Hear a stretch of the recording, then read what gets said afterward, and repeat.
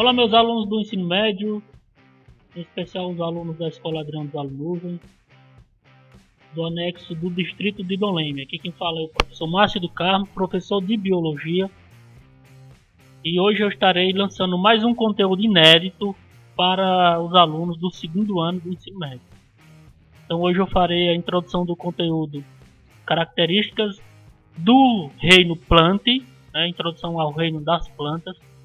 Falarei um pouco sobre os tipos de planta, os grupos de plantas, e depois a gente entra na parte da fisiologia desses organismos. Para os alunos do Adrião que acompanham pelo livro didático também, esse conteúdo ele pode ser acompanhado a partir da página 82 do livro de vocês, certo? Então, com o tema grandes grupos de plantas, esse conteúdo ele vai até o capítulo 5, aliás, o item 5 do capítulo 6. Vocês podem acompanhar esse conteúdo numa boa por lá. Então vamos aqui, vou fazer aqui a apresentação, vou iniciar aqui a minha apresentação. Então é o seguinte, pessoal, eu estou utilizando como referência os slides da Secretaria de Educação do Estado de Pernambuco, como referência, referenciando aqui o material que eu encontrei na internet. O material que já estava com os slides produzidos, e eu vou aqui fazer o esboço, a explanação desse conteúdo para vocês.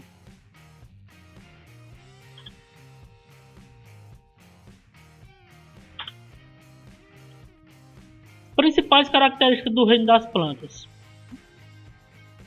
São todos eucariontes, ou seja, todas as células desses organismos, todas as células das plantas são nucleadas com envoltório nuclear, que é a carioteca, porque existem organismos procariontes e eucariontes.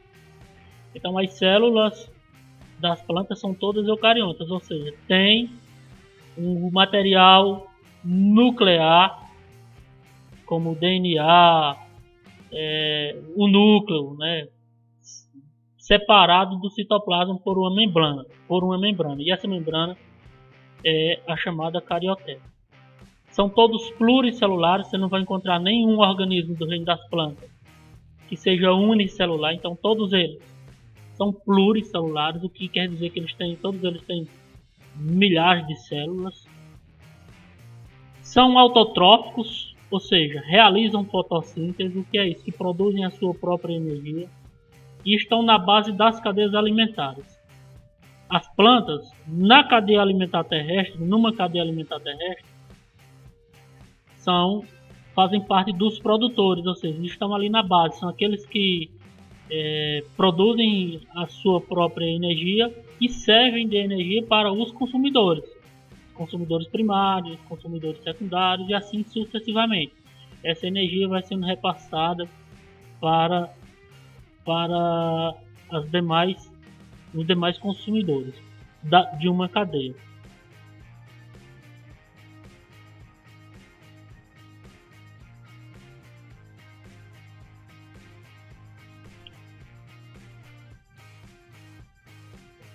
Então, os vegetais, as plantas, eles são classificados de acordo com as suas estruturas.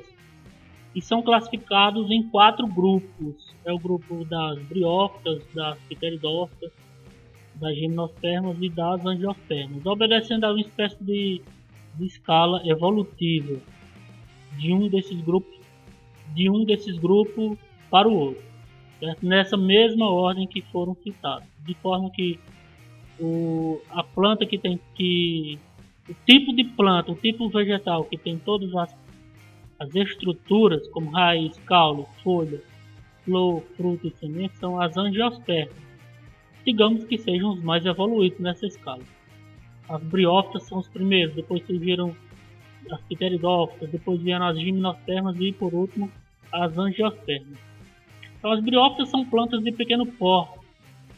Vocês podem acompanhar no livro de vocês essas imagens. São plantas que na maioria das vezes, na maioria de seus representantes, não passam ali dos 20 centímetros de altura. Vivem em ambientes úmidos, ambientes com muita sombra, e que eles não são suscetíveis à dessecação, ou seja, não podem sobreviver em ambientes de seca. As briófitas elas apresentam estruturas chamadas rizóides, elas não têm raízes, é como se as raízes fossem atrofiadas. Não tem caules, são estruturas chamadas de cauloides. E as folhas são chamadas de filóides. Então eles desenvolvem um papel aí semelhante a essas estruturas, que é raiz, caule e folha. Então, também não tem vasos condutores de seiva. Tanto a seiva elaborada quanto a seiva bruta passam diretamente de uma célula para outra através de suas paredes, por osmose, viu? Ou seja, por pressão osmótica, a água vai fluindo para as regiões mais distantes, né? São plantas pequenas, são até 20 centímetros, elas vão fluindo através de osmose. Tipo quando você coloca um papel num copo com água e a região do papel que não fica exposta à água, ela absorve aquela água. A região que não fica em contato com a água absorve. Isso ocorre com esse tipo de planta também, ela absorve por osmose a água. Então, no grupo das briófitas tem os musgos como o principal representante. Depois vieram as pteridófitas. As pteridófitas são as primeiras plantas a possuir vasos condutores de seiva. E foi justamente a existência dos vasos que possibilitou a essas plantas a conquista definitiva do ambiente terrestre. É o caso das samambaias, por exemplo, que isso já são plantas do grupo das pteridófitas. Acho que todos vocês conhecem, né? Em vários casos as pessoas cultivam a samambaia como planta ali de ornamentação.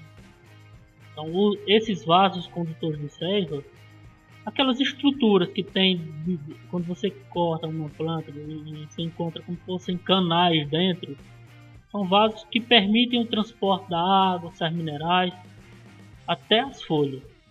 Então, tanto da seiva elaborada como da seiva bruta, né? Existe a seiva elaborada e a seiva bruta.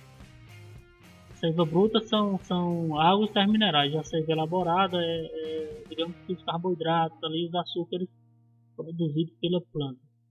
Os principais representantes do grupo são as samambaias e as aventas. Então, as gimnospermas, o terceiro grupo de plantas, são 4 grupos, eu já falei de 2. Então, foram as primeiras plantas a produzirem flores, que também foram classificadas como inflorescências. Flores e sementes, porém sem o fruto. Então, por isso a palavra gimnosperma, gimno significa nua e esperma semente. Então, é uma planta de semente nua. Produziram flores, produziram sementes, porém a semente amostra. É o caso dos pinheiros, né?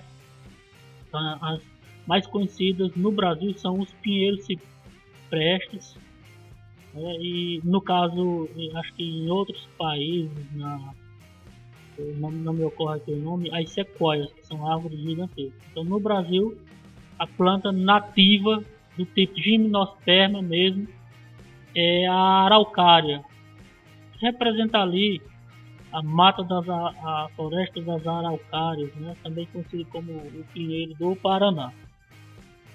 As flores da gimnosperma são chamadas de cones ou estróbilos.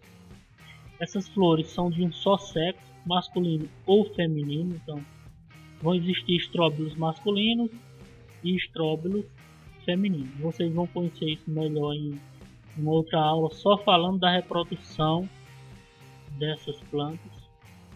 E também em uma outra aula só falando aí de mais detalhes sobre esse grupo. Uma imagem aqui de uma briófita, que é o primeiro grupo de plantas,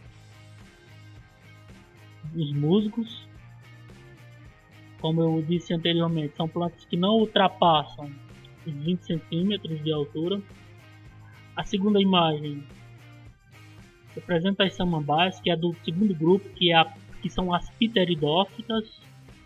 Então a diferença entre essas duas imagens, essas duas plantas: a primeira planta não tem vasos condutores de seiva, não tem uma flor definida, não tem Então as pteridófitas, que são os musgos, aliás, os musgos, que são as pteridófitas, não tem caules definidos de sustentação, são caulóides, porque não tem vasos condutores. Também não tem uma raiz fixa, é uma espécie de raiz atrofiada, então elas possuem rizóides, caulóides e filóides. Já que na segunda imagem, que são as samambaias, você já vê folhas definidas, já tem uma espécie de pedúnculo prendendo essa folha ao caule, ou seja, já tem caules mais definidos, porque já temos plantas de um porte maior, sustentadas por uma raiz, por um caule e por vasos condutores de seiva.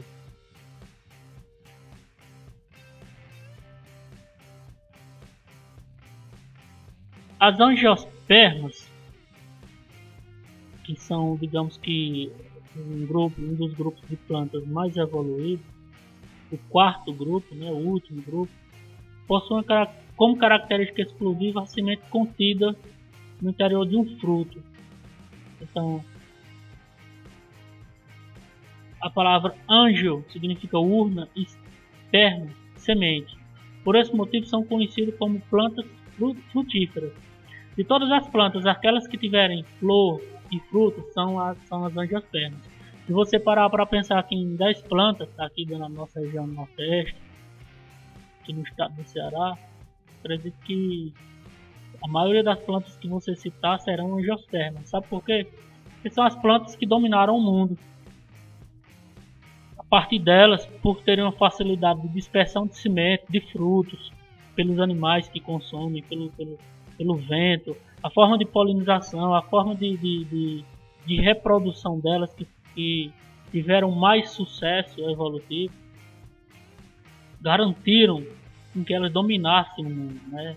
Tivessem um maior número de espécies sobre a Terra. Então elas ocorrem em ampla diversidade de hábitats, existindo desde as espécies aquáticas até as plantas adaptadas a ambientes muito áridos, muito desertos, como os cactos, por exemplo, e plantas de regiões muito secas, né, como a região do bioma da Caatinga, daqui do nosso Nordeste. Economicamente, as angiospermas representam uma fonte de inestimável importância para o homem. Seus órgãos, como raiz, caule, folha, flores, sementes e frutos, podem servir de alimento para a população humana. Além disso, servem também como fontes de matéria-prima para as mais diversas atividades humanas e industriais. Construção de móveis, né, de madeiras para casas. Então, vários objetos de madeira, né, vêm das angiospermas, que são as plantas de grande porte. Então, as plantas elas são classificadas em avasculares e vasculares. O que é uma planta avascular? É aquela planta que não tem vaso condutor de seiva. É o caso do primeiro grupo que eu citei lá, que são as briófitas. Não tem vasos condutores, são avasculares. Já a partir das pteridófitas, essas plantas já são vasculares ou traqueófitas. A partir das pteridófitas, gimnospermas e angiospermas, todas elas têm os vasos que conduzem a seiva, tanto a seiva bruta como a seiva elaborada. A seiva bruta, conhecida como xilema, são a água e sais minerais, e a seiva elaborada é o floema, ou o líben, né, que são ali os carboidratos. Plantas também são classificadas como criptógamas, são vegetais que não possuem flores, é o caso das briófitas e pteridófitas. E elas são classificadas também como fanerógamas, que são as plantas que possuem flores.